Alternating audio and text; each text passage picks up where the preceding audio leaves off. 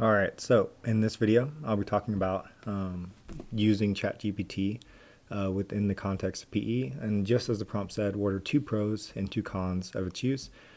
With this, I'll be centered around the idea of creating online modules for a health class, as that's what I've had the experience most with. So the first pro that I have is you can get any sort of rough draft pretty much instantly.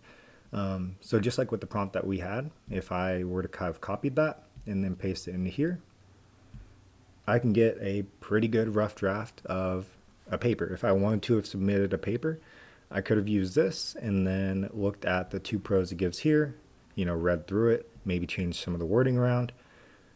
Same with this. Exact same thing for the cons. And if I was like, you know what, this paper right here, not one I'd want to go with, well, I can just regenerate the response, get more responses with it. So that is the first pro of its use. One thing I will actually add before I move on is if I wanted to, I actually had another prompt that I pulled up here. There are ChatGPT, AI detectors out there. So it would be pretty easy to detect whether this was written by me or written by the app. So, I guess that could be a minor con, just something I wanted to put out there with this. The next pro that I had was to create discussion board prompts. So this is one thing that I actually really do think is a good use of it, like a really solid use. So I've been creating modules for HL 150 at ESU. And one thing that I've been trying to implement is video discussion boards and using prompts within them. So if I go into this video, what I did was I assigned this video to students, and I went into YouTube and actually got the transcript from this video. And with that transcript, I was able to plug it into ChatGPT and say, give me 3 prompts for this age group under this, under this criteria.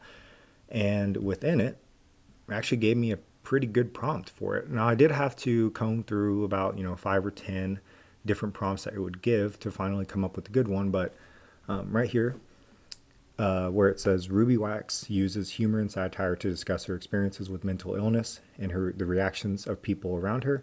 How does humor serve as a coping mechanism in her story? And what role can humor play in addressing the stigma surrounding mental health issues?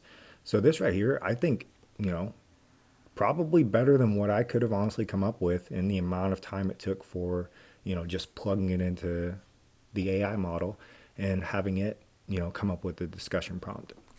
So for that, I think that's a strong pro to its use. But with those out of the way, let's get back into some cons of the use.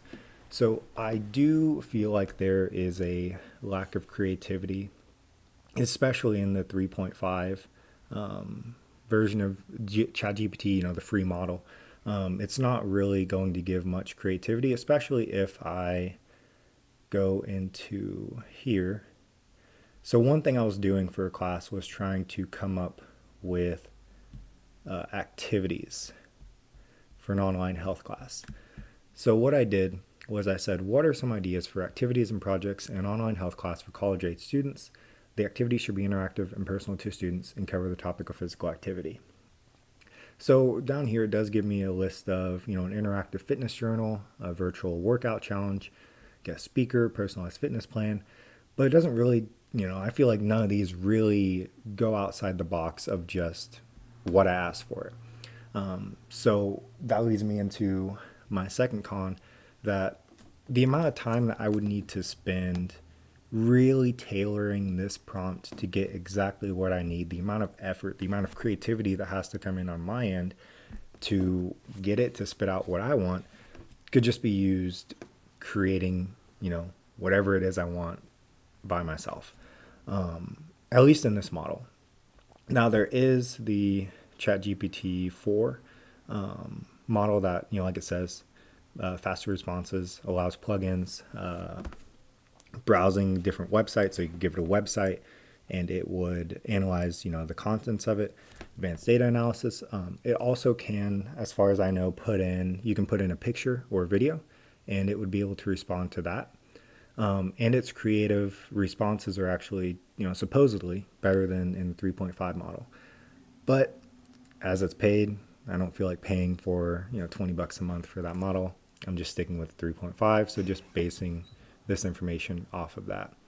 But with that, those are my pros. So just to reiterate my pros, you can get an instant rough draft, like you see here.